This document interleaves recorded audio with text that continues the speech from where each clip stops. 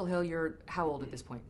I'm 28. And I think the thing that stands out when you watch this is that you were a young, happy woman who was literally embarking on your dream career. Yeah, lots of giggles. Joe fucking Biden should be at the fucking Hague. Yeah, I met my ex-husband actually during the time I was living in Washington, D.C. when I was working for Joe Biden.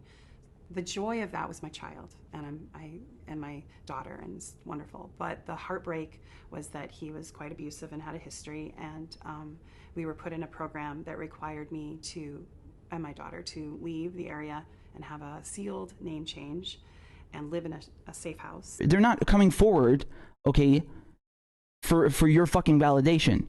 That's a very brave act, and whenever they come forward is whenever they come forward, and you shut the fuck up and you listen and you respect that. End of story. You say Senator Biden and you had an experience in a hallway in one of the Capitol buildings. Can you describe what happened that day? I remember going down the Russell Building floors, and so I don't know if I was in the first floor or the basement, but there's corridors that lead to the Capitol and that kind of thing, and I was trying to catch up with him. This would have been on a weekday? Yes, and I remember like my heels, like my legs hurting a little, and like, you know, there was just from walking really fast. And then I saw him at a distance. He was talking to someone, and they walked away the other direction. And then he greeted me. He remembered my name. And then I said, you know, here you go, Senator. I handed him the bag. And it happened very quickly. I remember being pushed up against the wall and thinking the first thought I had was, where's the bag? Which is an absurd thought, but that's what I thought, was where's the bag? Yeah, because I was handing it to him. Demented, raping, death rattle, Joe Biden. And I remember I was up almost on my tippy toes.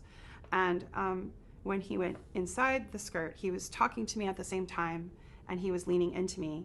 And I pulled this way away from his head, I remember. And so he was kissing my neck area, and he whispered, did I want to go somewhere else? He said, I want to fuck you. And I remember my knee hurting because our knees, he had opened my legs with his knee and our knees caps clashed. So I felt like this sharp pain. And then when I pulled away, You right? He had taken his hands and put them down my skirt and taken one hand and penetrated me with his fingers.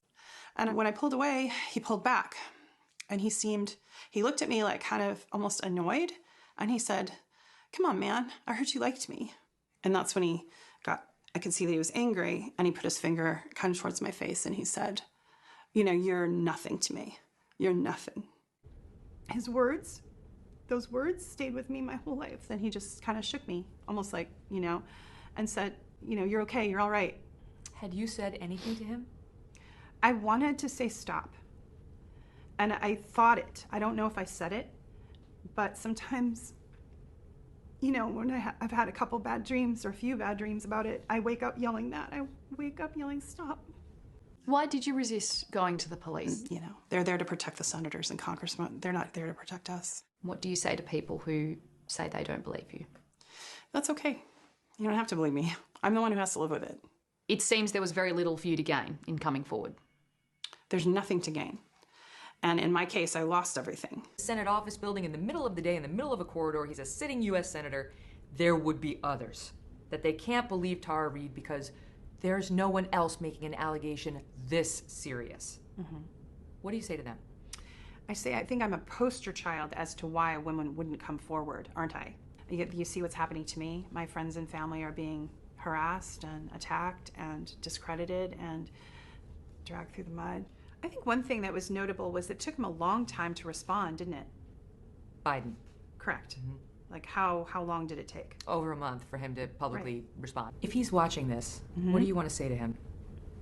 I want to say, you and I were there, Joe Biden. Please step forward and be held accountable. And if you feel that you can address this in a real way, then you know, and I know, that you should step down. Do you feel like you've found some happiness again now? No, not yet. I'm there. I'm getting there, though. I'm rebuilding. Right now, I'm kind of still in the middle, and I'm still kind of shocked by some of the things that I've lost, and like having my reputation really destroyed has been really difficult, so I'm still navigating that right now. So I'm still kind of in a raw place.